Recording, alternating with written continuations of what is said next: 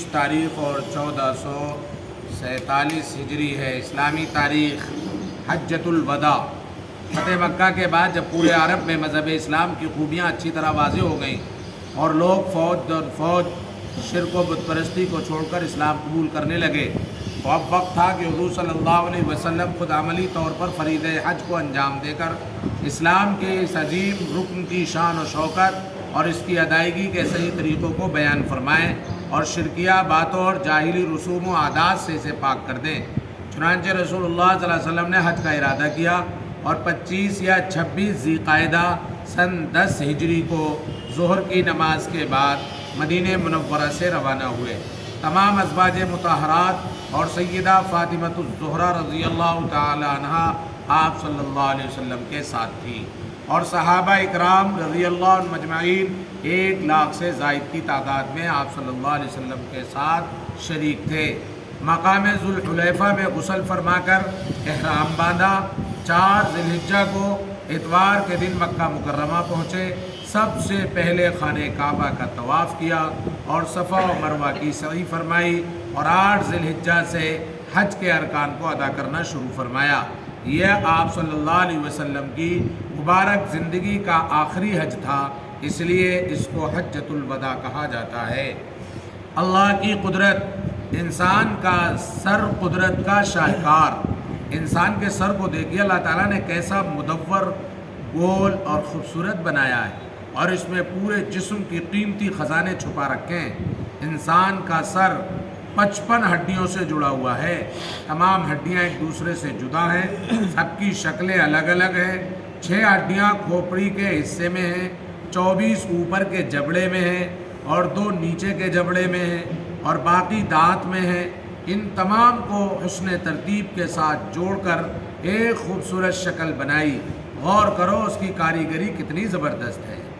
एक फ़र्ज़ के बारे में, बीवी की विरासत में शौहर का हिस्सा।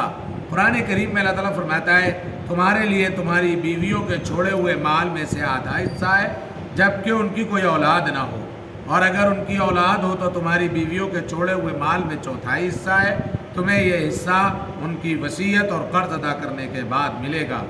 एक सुन्नत के बारे में, सोने से पहले बिस्तर झाड़ लेना। हज़रत अबू हुरैरा रज़ियल्लाहु ताला अन्हु फरमाते हैं कि रसूलुल्लाह सल्लल्लाहु अलैहि वसल्लम ने फरमाया, जब तुम में से कोई बिस्तर पर आए तो उसे किसी कपड़े से झाड़ ले, उसे नहीं मालूम कि बिस्तर में क्या है। एक अहम अमल की फजीलत, जन्नत में दाखिल करने वाली चीज़। रसूलुल्लाह सल्लल्लाहु अलैहि वसल्लम से पूछा गया कि लोगों को सबसे ज़्यादा जन्नत में दाखिल करने वाली क्या चीज़ है। आप सल्लल्लाहु अलैहि वसल्लम ने फरमाया, अल्लाह से डरना और अच्छे अखलाक। और सबसे ज़्यादा आग में दाखिल करने वाली चीज़ के बारे में सवाल किया गया तो आप सल्लल्लाहु अलैहि वसल्लम ने फरमाया, मुँह और शर्मगाह। एक गुनाह के बारे में, इज़ार या पैंट को टखने से नीचे पहनना। रसूलुल्लाह सल्लल्लाहु अलैहि वसल्लम ने फरमाया, जो शख्स गुरूर और तकब्बुर में अपने इज़ार को टखने से नीचे लटकाएगा, अल्लाह ताला क़यामत के दिन उसकी तरफ रहमत की नज़र से नहीं देखेगा। दुनिया के बारे में, कामयाब कौन?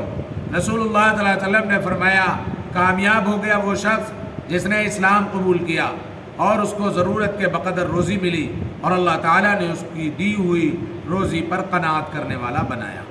एक अहम अमल, एक आखिरत के बारे में, अहले जन्नत का इकराम। कुरान करीम में अल्लाह ताला फरमाता है, यकीनन नेक लोग आराम में होंगे, मसहरियों पर बैठे हुए नज़ारा कर रहे होंगे। तुम उनके चेहरों से जन्नत के ऐशो आराम का अंदाज़ा कर लोगे। उनको मोहरबंद खालिश शराब पिलाई जाएगी, उस पर मुश्क की मोहर लगी होगी। ऐसी पाकीज़ा शराब के लिए रग़बत करने वालों को रग़बत करनी चाहिए। शराब में तस्नीम के पानी की मिलावट होगी। वो एक ऐसा चश्मा है जिसमें से नेक बंदे पिएंगे। तिब्बे नबवी से इलाज, गाय के दूध का फ़ायदा। रसूलुल्लाह सल्लल्लाहु अलैहि वसल्लम ने फरमाया, गाय का दूध इस्तेमाल किया करो क्योंकि वो हर किस्म के पौधों को चरती है, इसलिए उसके दूध में हर बीमारी से शिफा है। कुरान की नसीहत, कुरान करीम में अल्लाह ताला फरमाता है, क्या ईमान वालों के लिए अभी तक ऐसा वक्त नहीं आया कि उनके दिल अल्लाह की नसीहत और जो दीन हक़ नाजिल हुआ है उसके सामने झुक जाएं और वो उन लोगों की तरह ना हो जाएं जिनको उनसे पहले किताब दी गई थी। यानी वो वक्त आ चुका है कि मुसलमानों के दिल कुरान اللہ کی یاد اور اس کے سچے دین کے سامنے جھک جائے. سبحان اللہ.